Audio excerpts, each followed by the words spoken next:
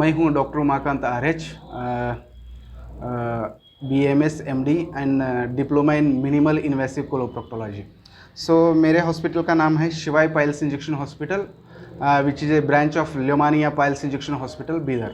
सो यहाँ पर हम ट्रीटमेंट करते हैं एनोरेक्टल डिसीजेस, जो कि ले लैंग्वेज में सभी कॉमन पीपल्स क्या बोलते रहते, पाइल्स हो गया, पाइल्स हो गया, या फिर उसको हम ऐसा कह सकते कि ये पाइल्स जो बवासीर बोलते हम, तो एक सिंगल पार्ट है एनोरेक्टल डिसीज़ का।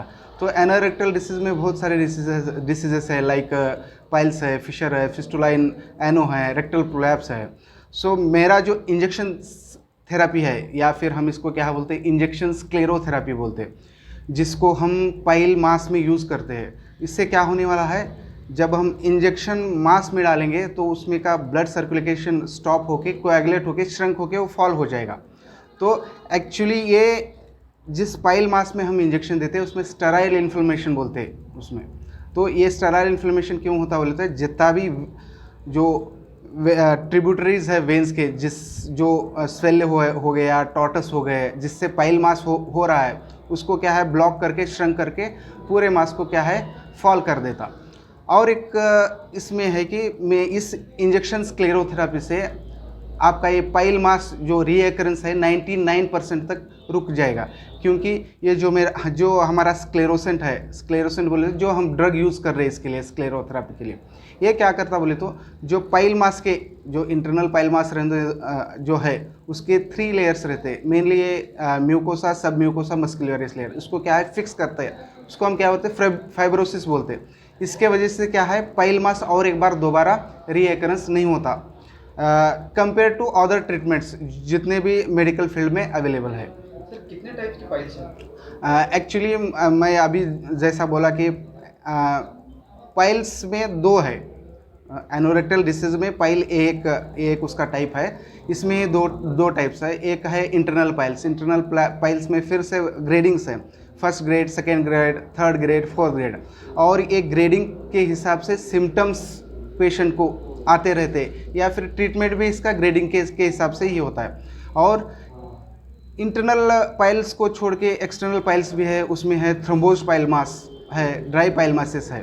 ठीक है सर, तो ये हो गया पाइल्स के लिए। सो हम जो इंजेक्शन स्क्लेरोथेरापी यूज़ करते हैं, ये कट करो थोड़ा।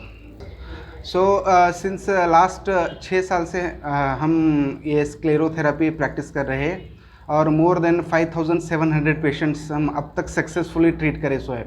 और ये जो इंजेक्शन स्क्लेरोथेरापी जो है वो पाइल्स और जो रेक्टल प्रोलैप्स है उसमें पार्शियल होगा या कंप्लीट रेक्टल प्रोलैप्स होगा, उसमें इसका रिज़ल्ट बेहतरीन